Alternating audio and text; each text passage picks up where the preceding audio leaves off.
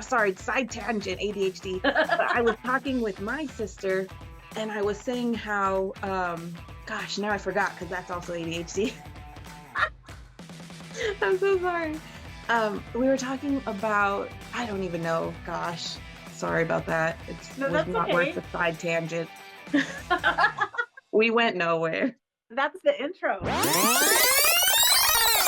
Hi, and welcome back to my YouTube channel. My name is Kira. It is so amazing to have you here. I am a wellness guru, and I specialize in helping any sex worker of any type. If this is your first time finding me, it would be so amazing if you would go back to the very beginning and just learn a little bit about me. I've also attached a few other YouTube videos that you might find useful as a sex worker, and I hope you enjoy them. This specific episode is going to be about ADHD. I have ADHD myself. This specific episode was important for me to share with you because I felt so alone for so long having ADHD.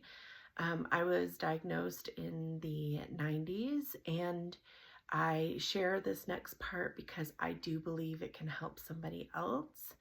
I grew up with a lot of notions that I was the way that I was, like I had mental issues or whatever it was, because there was a devil or a demon in me, and I really had to work to overcome that. I did a lot of judging of myself. There's a lot of things in modern medicine that aren't right for people and that are right for people. And I have chosen to go down the medication route. And in this video, I am going to be sharing a little bit about that.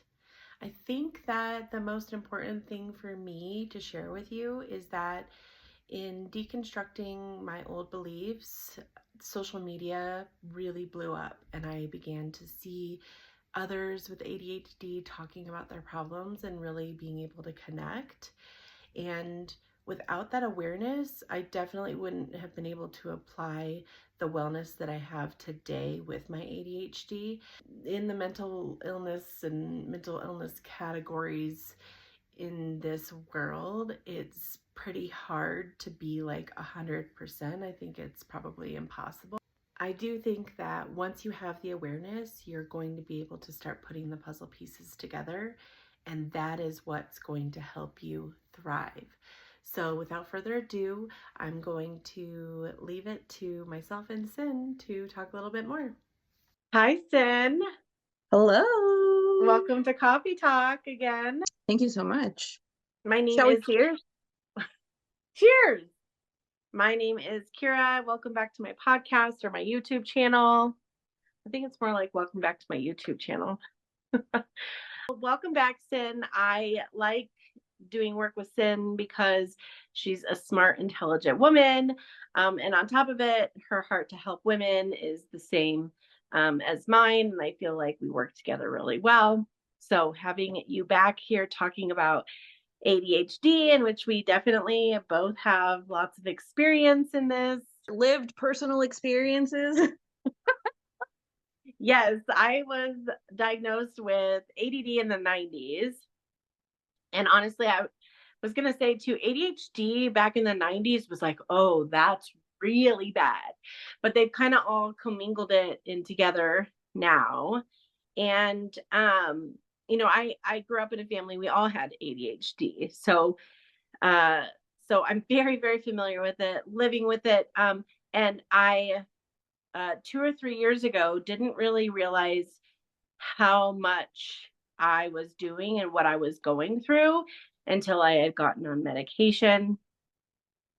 With the medication, it really got quiet in my brain. And I was able to slow down and reflect. And when I got on medicine, I started writing.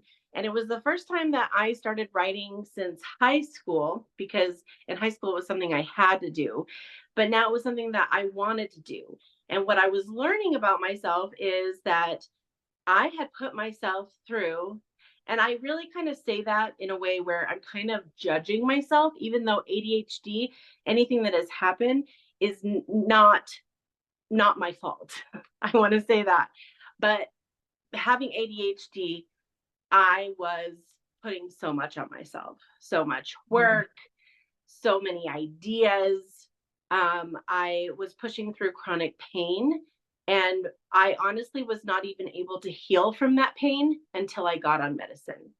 And what the medicine also helped me do is realize you have pain, and yes, you have work to do, but your body is a body that needs to operate and needs the ability to rest to be able to do those things again. So when my brain got really quiet, it started being a strategist and helping me have plans, and not just like the enormous to-do list, by the way, but an actual plan that works and that made sense.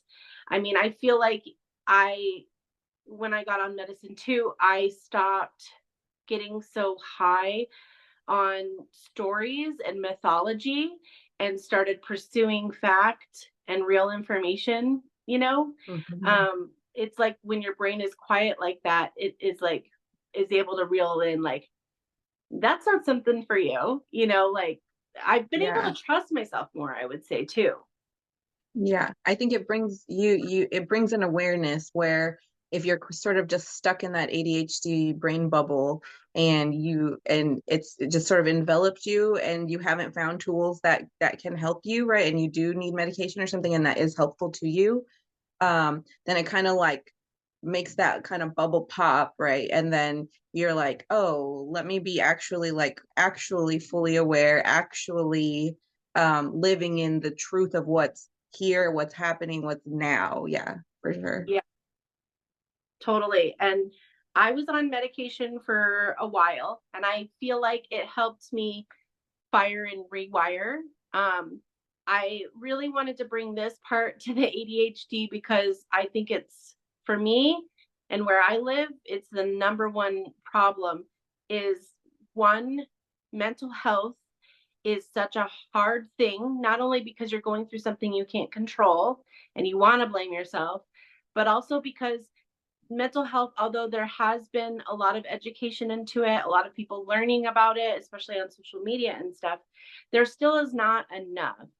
And to top it off, we introduce medication in general. And for me, since losing my insurance, how freaking hard it's been for me to get it. Hmm. Hmm. I had someone who was still prescribing it for me and can prescribe it for me. To get it, it's a lot of time on a wait list. It's hard. You Hmm. have to work to get it through with the pharmacists. You have to be kind of like not mean, but like in their face. Like you have to like have a week of like showing up. Hey, is it ready? So that your medicine is the one that it's getting. And then the cost of the medicine too, without insurance, isn't horrible. But I think what I've been off of it for almost 6 months now, and Hmm. I miss it so much. I can't even tell you how much I miss it. But between all the things being mom, me single mom, it's been one thing that I've kind of put on the back burner because of how much work really goes involved with all of it. And in addition, I have all of these other things that Right. need to be taken care of. So I put it on the back burner, which we've all been doing this for so long, putting it on the back burner. I think one of the biggest things is the self-care factor. It's just you just really don't have much because you're stretched so thin mentally, emotionally, physically, that that's why like you see us just walk into rooms and just turn around, we're confused, we're like the fog, and we're just like, where am I, what is happening, what was I doing, what do I need to do, because these things are just running through our heads.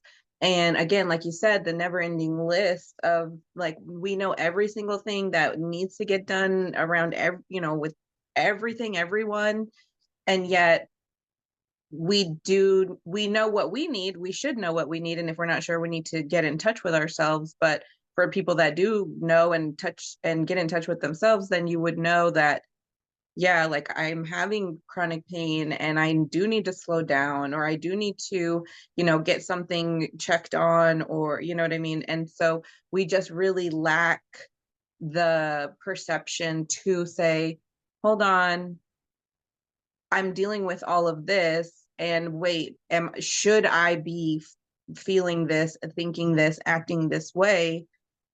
Is this a bigger problem to know, like, for people that don't know exactly what's going on, but if we know, then yeah, like, take a second. And that's the hardest part. It's like, if we just take a second and take a breath and slow down, we can kind of reset ourselves a little bit. But that's the problem, is we can't stop to reset Right. ourselves. Right. The Yeah, no. problem. Yeah, no, it is. And it's that part of it is sad. Like there's some good, really good things, and then there's some sad things. In terms of like your journey, what were you seeing? Like, what is some of your the best part of being able to start on medicine? What it did to you, or even being just diagnosed? Like, what is your Mhm. journey and like positive outlook, negative outlook, whatever you have? Going back with something you said about feeling like it's such a gift to have it, because I do feel like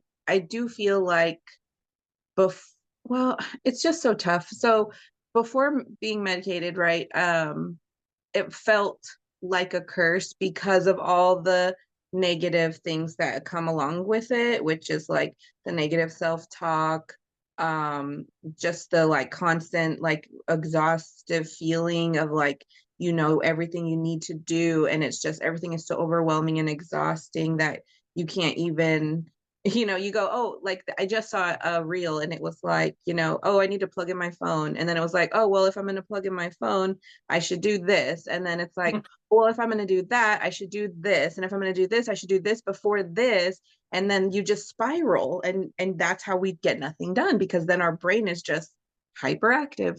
So, um just with that, like, once I was on medication and I was able to be like, oh, okay, this is what I need to do. And it wasn't everybody talking and chirping in my head of all the things and thoughts and negative thoughts and assumptions. And um, that's what helped me the most, for sure, is just it reined in a lot of that mental stuff for me. It gave me more clarity. And like I said, just being more aware and in the actual reality of truth of what's happening, what's going on, not like fantasizing and getting lost in a spiral, and just going, what is the living proof, and that's where I need to be at with everything. But for sure, that just getting a rein in all that negative stuff helped a lot for me, because I Yeah. was just not in the greatest place, mentally, with that stuff. I just had extreme mood swings and depression and anxiety, and I just didn't know, what to do about it, and you feel helpless. And um, so it just feels so nice to, number one, know what was going on. Number two, find something that is helping me and allowing me to um, explore it, but also feel in control and safe. And you know what I mean? Yeah. Because like I have seen, people where they're still figuring out their dosages, because that's again part of it with any kind of medication. And their dose was clearly too high, and it didn't help them at the way it's supposed to, or it's too low and it's not effective for you, right? So I myself had to find the right dosage and all that. Feel very lucky and privileged that the one I found worked for me, and I feel so many positive changes in my life already. I know them. I've talked to friends and family, and they've also noticed differences and changes of positive things. At this point, my experience is positive with medication, and just acknowledgement of what was going on, and taking responsibility, accountability, and trying to get into the self-care to say, if you feel this way, what do you need? If and just checking in more and being more self-aware and self-present. And I just it's I just sorry, side tangent, ADHD. But I was talking. I relate to that too. I was also thinking when you were talking about that, like how comforting it is to know like other people like you, and I've got some other friends that have been recently diagnosed, and I don't feel so alone in it either. I know I told you Yeah. that my family, like everybody has it. We were all known to like make fun of each other for it too.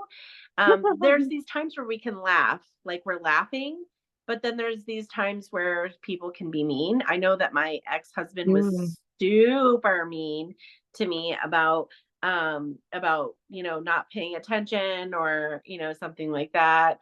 mhm. So now knowing people, it's really comforting to me, and to be able to open up, the conversation here to other women who too don't want to feel alone, who are kind of along in this journey of finding out they have ADHD, and that we can all kind of be a community and supportive of each other. Yeah, I think so because I like it is very lonely. Especially if you don't have anybody close to you that also has the same experience, right? So it's just a bunch of people going like, I don't know what's wrong with you. You tell me, and you're going, I'm not really sure why I do or act like this, but this is just who I am. And Yeah, so it's like it can be so lonely and frustrating. But at the same time, too, like I said, at this point where I'm at, I'm able to help the people around me understand me better, and yeah, because I can explain things of what I'm feeling or what's going on better than just everything is happening and you get so overwhelmed and then you're so overstimulated and you have no idea what's going on and you're just going and going and going.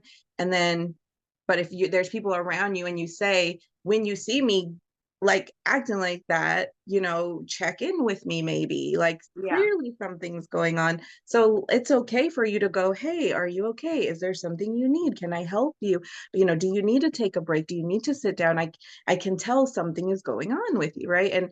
And I feel like that's really helpful too, because sometimes you get wrapped up and then you can't stop yourself. So with if you yeah. have somebody to help support and say like, hey, come back to reality, buddy. Get out of the mess, crazy. And that's super helpful. That's super helpful. Yeah, I agree. Well, I we talked about ADHD briefly in another episode, which I'll link up here. Um, and I feel like it's a longer conversation, and I feel like I'm so happy that me and you have been able to start it at least Yeah. um, before I and love then talking about today. it. Yeah, I You think know it's how we get like hyperactive on like special interests and things like yeah. now we know what this is. So now another special interest is finding out so much more about this and really getting into that intense deep dive and hyper focusing on it and learning, because that's what my brain and it's like, what was that? Oh, information. Let me just get as much as I can. And I'm like, take a minute. You don't have to know everything. But I'm like, but I want to know everything. Take a minute. Well, I think even too, like the oxytocin part of it, because I think that's where Yeah. my not my therapist, but my psychiatrist had said that that is what they are thinking, is that our body is not making any of it. And so it's like looking, scrolling, collecting more and more data to get it. And then when our body's still like learning how to make it with the medication too, like there's still that element. I Right. thankfully, I can't even tell you how many times now that I have a gift of being able to lay it down now. It's like a habit. But anyway, like I said, this conversation's not over for me. I'm sure it's not over for you either. And I know that we can, just keep furthering the message. Thank you so We much for coming. we can keep going and going and going and going. Thank you so much for having me. It's been such a pleasure and honor for you to invite me into this space with you, to for all your sweet compliments about the interactions that we've had and moments that we've shared together. Because I do feel like surface level, right? It's fun and we have a good time, but like on that deeper heart note, like we were talking about,